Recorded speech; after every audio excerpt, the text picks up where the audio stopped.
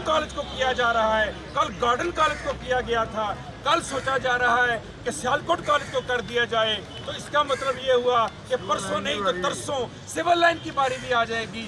हम इस बात के सख्त खिलाफ हैं कि गवर्नमेंट तालीमी इदारे और सरकारी अस्पताल प्राइवेटाइज करे।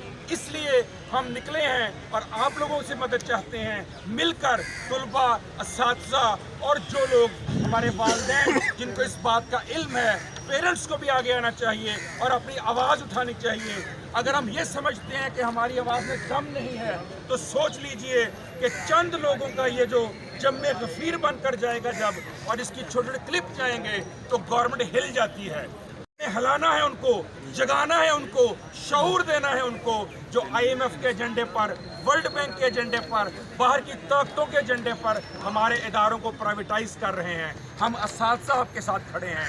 हमारा उतना नुकसान नहीं होना जितना बेटा आपका नुकसान होना है, जितना आपके वालिदैन का नुकसान होना है। हमारा नुकसान भी है, जब आपको नुकसान होगा तो वो मेरा नुकसान होगा। हमें अपने नुकसान के खिलाफ खड़े होना है, स्टैंड लेना है।